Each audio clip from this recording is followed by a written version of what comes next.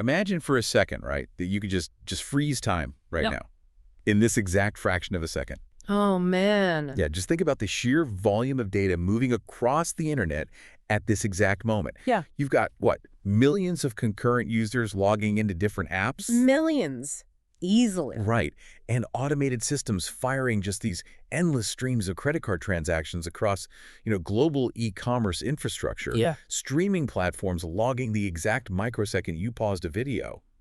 The scale of that raw data is, it's almost incomprehensible. It really is. So where does it all go? And much more importantly for you listening, how do we query that absolute ocean of information in milliseconds without the entire architecture just instantly collapsing under its own weight? It's a beautiful, highly orchestrated kind of chaos, honestly. And actually, looking around our space today, the visual backdrop we have really captures that underlying energy. Yeah, it looks incredible. Right. We're surrounded by this abstract, glowing network of data pipelines, these massive stacked database cylinders and analytics charts that are all radiating outward from this intensely bright central diamond core. It literally looks like the engine room of the modern digital economy. It totally does. And that engine room is exactly our destination today. We're exploring the mechanisms that keep it running. We're guided by this really comprehensive overview called Mastering SQL. Such a great foundational piece. Yeah. And it's from Season 1, Episode 3 of the One Shot Computer Science podcast, which is produced by Djere Services Group. Yeah. And, before we even get into the weeds, I think it's worth noting that the spirit of open access runs incredibly deep in this space. Oh, absolutely. The open source ethos is huge here. It is. Even the source material we're dissecting today was crafted entirely using free and open source software, which I just love. Yeah, it's so cool. They used Pop.os, Genia Linux as their primary operating system. Right, and GIMP for their visual assets. Yep. Shotcut for the video editing, and then Notebook LM for generating their audio discussions. That ethos of democratized, accessible tools is it's a perfect mirror for the technology we're actually looking at today. Exactly. Okay, let's unpack this. Our main mission today is to understand how structured query language, or SQL, functions as this ultimate bridge. So the bridge between the chaos and the order. Yes. How does this specific syntax take massive chaotic data storage and transform it into rapid, highly structured, actionable retrieval?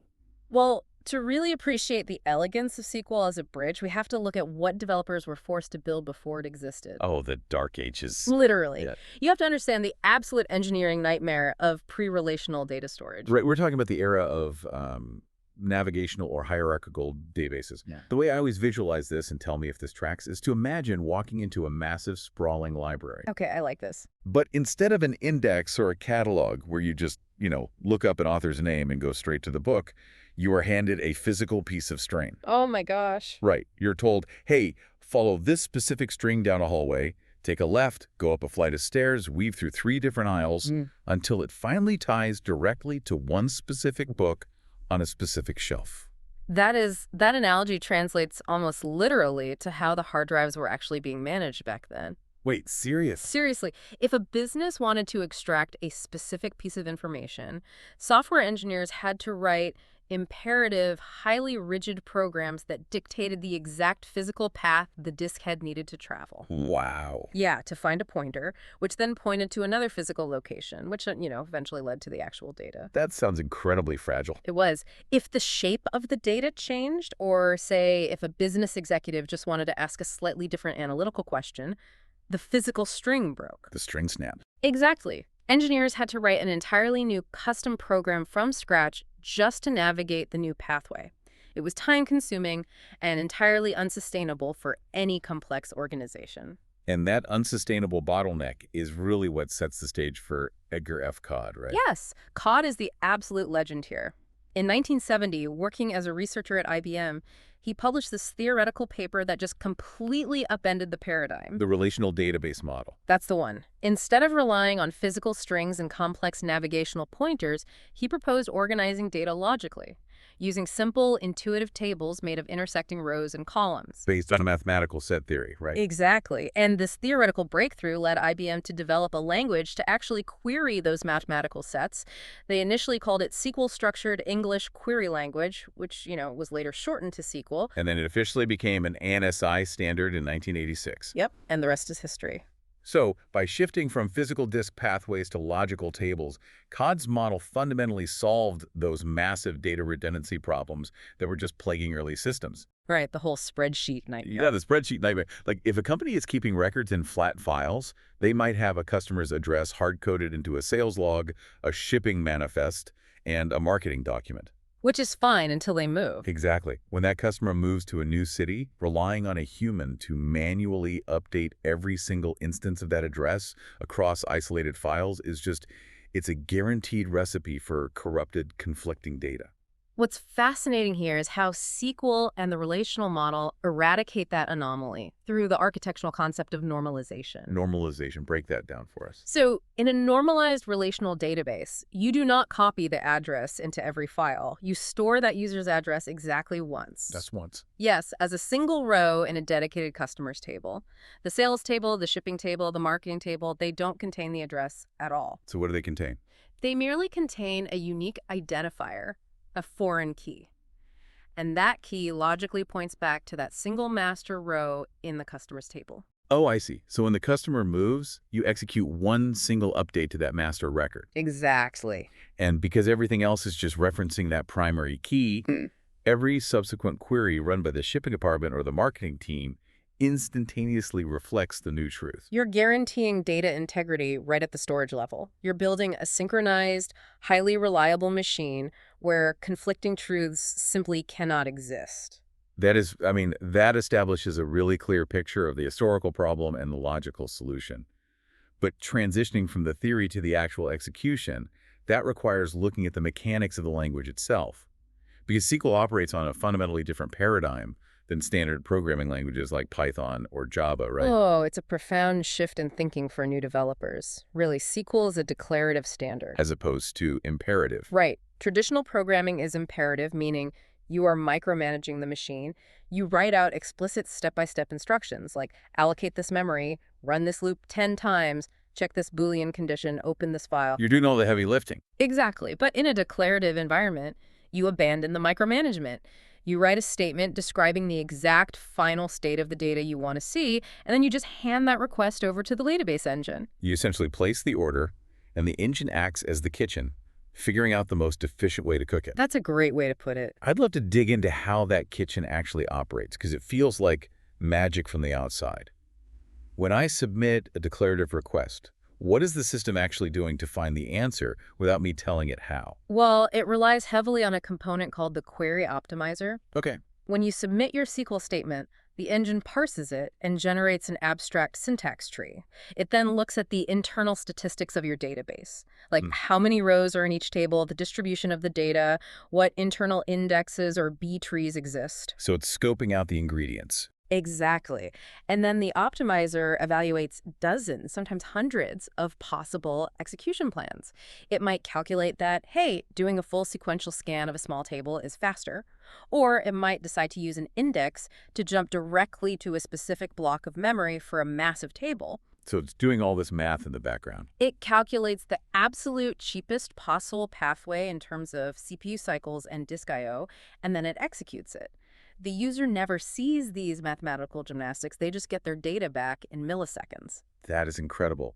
And the vocabulary we use to interact with that optimizer is structured around 3 distinct pillars, according to our deep dive sources. Yes, the 3 pillars. I often visualize this process as the architecture and life cycle of a building. Okay, let's hear it. So the first pillar is DDL data definition language. This is basically the structural engineering phase. You use commands like create, alter, and drop to build the rigid, load-bearing walls. Right, you're not putting data in yet. No, you aren't just creating empty tables. You are defining the strict schema. You're declaring that a specific column will only ever accept an integer, or that a foreign key absolutely must correspond to a valid record in another table.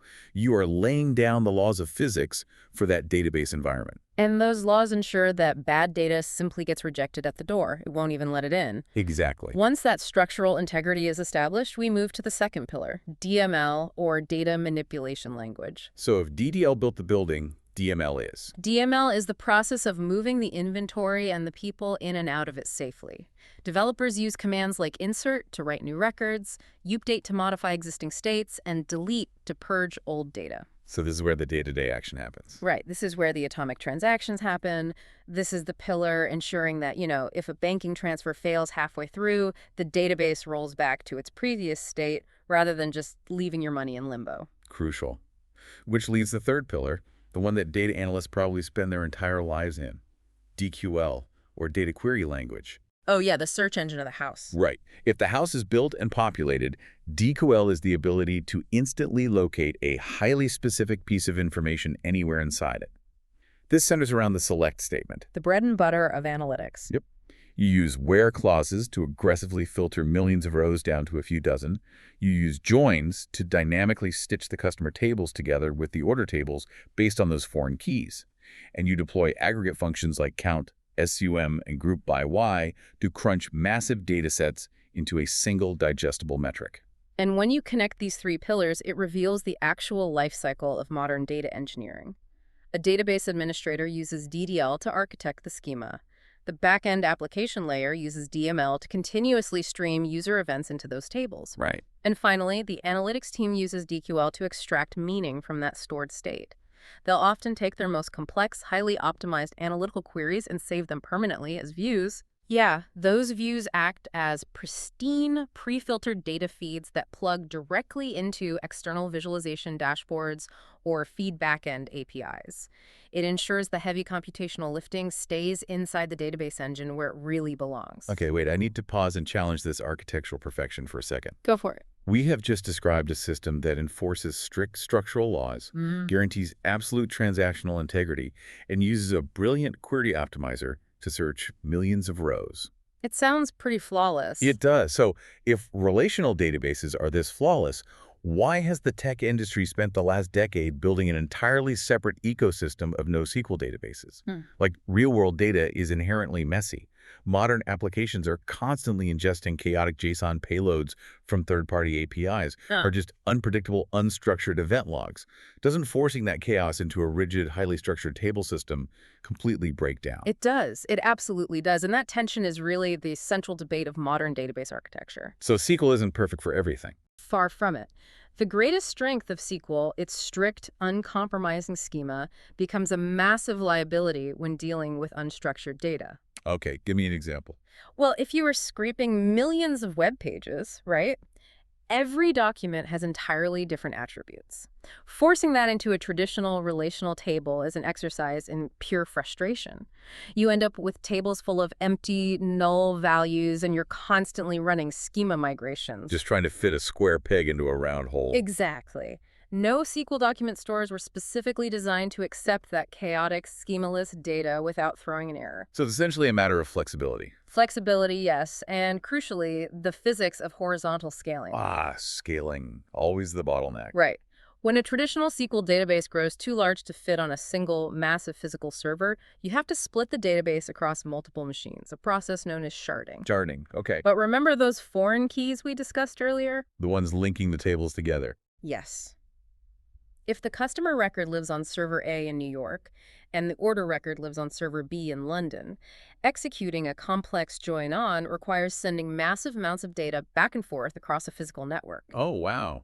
I can see how that would slow things down. It kills performance.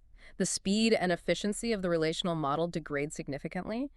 NoSQL databases bypass this by sacrificing those complex relational joins in favor of distributing self-contained documents effortlessly across global server clusters. Okay, so if horizontal scaling and schema design present such complex engineering hurdles, it makes me wonder how a modern data team actually divides this labor. It's a team effort. Because building a distributed schema requires an entirely different skill set than simply querying a table to find out last month's revenue.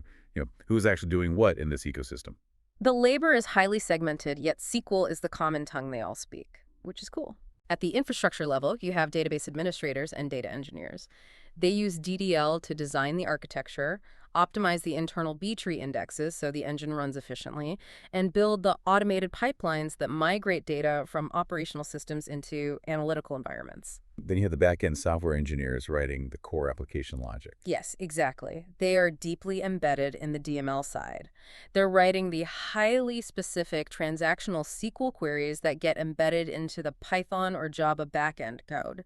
They write the exact command that, say, securely updates your user password or verifies your shopping cart inventory before processing a checkout. And sitting at the very top of that pipeline are the data analysts and business intelligence professionals. The DQL masters. Right.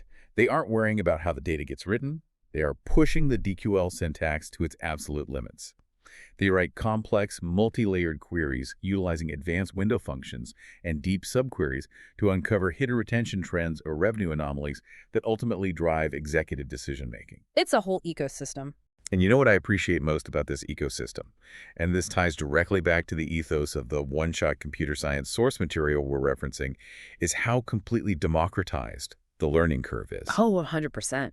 You do not need an enterprise budget or a corporate license to start mastering the exact same infrastructure used by Fortune 500 companies. The accessibility of these tools is just unprecedented. Right. If you're running a Linux distribution like pop.os, you can open your terminal and install enterprise-grade relational databases like PostgreSQL or MariaDB completely for free in a matter of seconds. It's amazing. You can turn your local laptop into a functioning database server.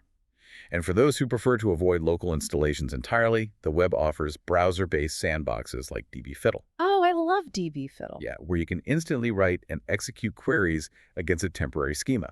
Furthermore, open repositories like Kaggle provide massive real-world data sets. I mean, everything from historical weather telemetry to global financial records. Yeah, you just download them and go. Exactly. You can load them into your local environment to practice writing actual joins and aggregate functions on meaningful, real information. If we connect this to the bigger picture, mastering those fundamentals locally is essential because the landscape of where those queries actually execute is shifting rapidly. Shifting to the cloud. Yes. Yeah.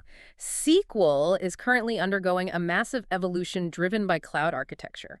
Modern cloud data warehouses, platforms like Snowflake and Google BigQuery, they've radically reimagined the physical constraints of databases. How so? They engineered a way to decouple the storage of the data from the computational compute power required to query it. Oh, wow. So storage and processing are totally separate. Exactly. This separation means a user can write standard SQL syntax to query petabytes of data, and the platform will instantaneously spin up thousands of distributed cloud servers to process that request in parallel before shutting them down just as quickly. Okay, here's where it gets really interesting. The evolution isn't just happening at the infrastructure layer. It is fundamentally altering how we interact with the syntax itself through artificial intelligence. The AI shift. Yeah. The integration of large language models into the querying workflow is an undeniable paradigm shift. We're moving from syntax-driven development to intent-driven execution. It's wild to watch. Right. Instead of a data analyst spending 45 minutes carefully architecting a syntactically flawless select statement, complete with, a half-dozen table joins, complex date parsing functions, and nested subqueries, they can interact with tools like Microsoft Copilot or custom LLMs using plain language. Plain English. Yeah. The user can literally type, "Show me the revenue growth by global region for the last quarter compared to the same period previous year," excluding canceled orders. And the AI dynamically translates that human intent into the exact SQL code required by the database engine. It's magic. It really acts as a real-time translator between the business stakeholder and the query optimizer we discussed earlier. So what does this all mean for you listening? Well, it means that raw data sitting idle on a hard drive is effectively useless. It's just burning electricity. SQL is the architectural bridge that transforms stagnant storage into strategic application. Perfectly said. Whether you are analyzing a small local data set or querying a cloud cluster containing a billion rows, moving away from the chaos of flat spreadsheets and adopting the mathematical logic of relational tables fundamentally changes how you organize and interpret reality. So set up a local environment. Find a data set that genuinely piques your curiosity and start executing some statements. See how the engine responds when you group and filter the noise into a clear signal. This raises an important question to leave you with, especially regarding that AI shift we just explored. If artificial intelligence eventually reaches a point of high reliability where it completely abstracts away the need to manually write complex syntax, what becomes the true value of the human data engineer? That is a great question. Will the most highly compensated skill simply become the ability to formulate the perfect, highly nuanced business question in plain English? Or, conversely, will a deep foundational mastery of relational architecture and SQL become even more critical? Why more critical? Because when the AI eventually hallucinates, when it incorrectly joins two massive multi-million row tables and fabricates a phantom business trend out of thin air, who is going to possess the deep structural knowledge required to audit that code, identify the logic error in the foreign keys, and repair the engine? Man, that is a brilliant tension to consider. As the interfaces get simpler, the underlying knowledge required to govern them might actually become more vital than ever. Absolutely. Thank you so much for joining us as we trace the path from physical disk pointers to AI-generated queries. We'll leave you to ponder that future, and perhaps to go locate your own dataset and start exploring the relationships hidden inside. Until our next deep dive.